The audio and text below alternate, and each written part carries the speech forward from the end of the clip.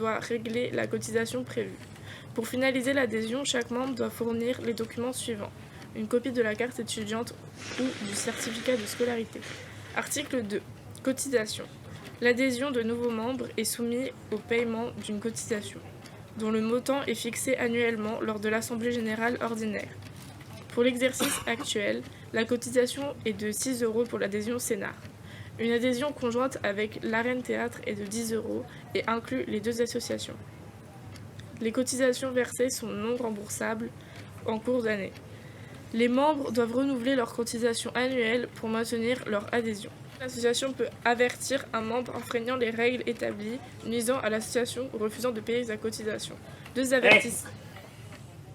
Pas possible que ça continue cette histoire.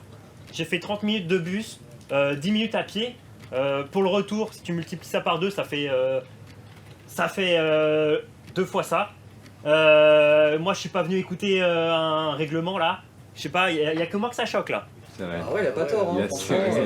Moi, je trouve qu'il a un peu de terme, enfin, sur mon avis. Vraiment, c'est... Désolé Noélie, hein, mais là, il a un peu tout dit, quoi. boring. C'est bon, cassez-vous. Non, alors moi, ma mère... Après, j'ai dit ce que je pensais, hein, mais si ça vous va pas... Allez. On peut pas discuter. Il s'est passé quoi?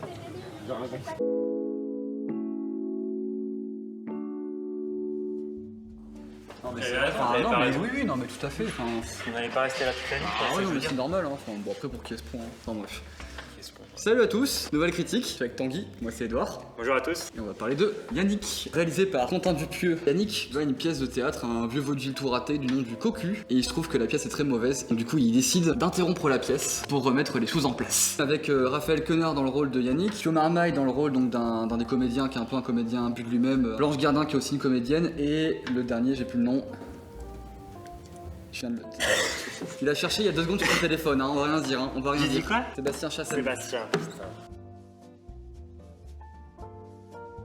Dupieux, j'ai écouté pas mal de ses interviews. Il parle de Yannick, c'est un personnage qu'il a vraiment choisi pour ce rôle, quoi. L'acteur ou le comédien? Le comédien, ouais, Raphaël Quenard. Raphaël Quenard. Parce que c'est vrai que c'est un personnage qui a son accent, qui a sa personnalité gestuelle qui est Ouais. très, très particulière. On a déjà vu apparaître dans d'autres films, Chien de la Casse, mais aussi dans les films de Dupieux déjà. Et c'est dans Fumer fait tousser, où il a une séquence avec Blanche Gardin. Dupieux le connaissait déjà, mais il avait envie de lui faire un film.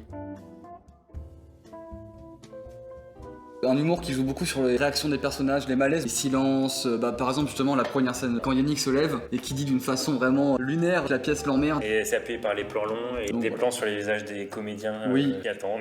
Oui, voilà. Et justement, c'est un humour, je pense, qui est assez, entre guillemets, risqué parce que soit on rentre dans le délire, ouais, ok, c'est marrant, c'est gênant. Pour un mec qui est pas réceptif à cet humour-là, ça va vite être gonflant, tu vois. Dans le film, je l'avais vu avec une pote. Elle, la scène, justement, où il tape au clavier, elle était en mode, bon, t'es gentil, mais c'est un peu long là quand même, là, tu vois. Donc si tu rigoles J'en ai pas, discuté avec une pote aussi qui m'a dit ça. Pio Marmaille, il joue vraiment l'acteur imbu de lui-même. Personnellement, je trouvais que c'était limite assez cliché. Il est imbu de lui-même, mais en même temps, il est un peu désespéré parce qu'il Ouais, se retrouve à mais faire des pièces un peu pétées. Oui, mais tu vois la scène. C'est pour ça qu'il pète un câble quand il chope le flingue. Et tu vois la scène où il dit ah non cette pièce c'est de la merde, finalement t'as raison c'est à chier. Moi je trouvais ça assez pompeux et assez surfait. Et pour moi quand tu fais un humour qui joue sur le malaise, je pense qu'il faut quand même un certain degré de réalisme ou de vraisemblance pour que ça marche. Si t'es dans un truc qui est volontairement hyper over the top, les trucs de malaise ça marche pas parce que du coup t'as pas vraiment ce truc de ah putain dans la vraie vie ça serait chaud. C'est Quentin Dupieux qui a écrit le dialogue, et donc il y avait une certaine spontanéité. Raphaël Quenard il parle de Dupieux comme un brillant dialoguiste.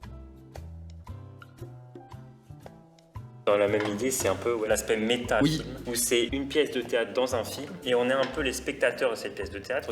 Et Raphaël Quenard va briser cette dimension entre les comédiens et le public. On va se retrouver dans un film avec des gens qui jouent, mais en même temps on sait qu'ils jouent. Même après, Pio Marmaille, quand il prend le flingue, il donne des indications de jeu à... Oui, c'est vrai, lâche le sol, fais ce que je te dis. Ouais, c'est ça. Et comme on est enfermé dans ce théâtre, toujours comme si le théâtre tout entier était devenu la scène. Donc il y a quelque chose de très artificiel. Moi, je trouve que ça marche très bien. Ce qui m'a intéressé aussi, c'est l'aspect prise d'otage, parce qu'au théâtre, au cinéma, on se retrouve un peu pris en otage. Bon, c'est exagéré, mais on peut pas partir. Même si ça nous plaît pas, on reste en général. La plupart, ouais. Enfin, la plupart des gens restent. Et du coup, on s'interroge sur l'obligation des metteurs en scène, des scénaristes, des réalisateurs à faire quelque chose qui soit bien, qui plaise aux spectateurs et qui le force pas à rester, alors que c'est pas bien.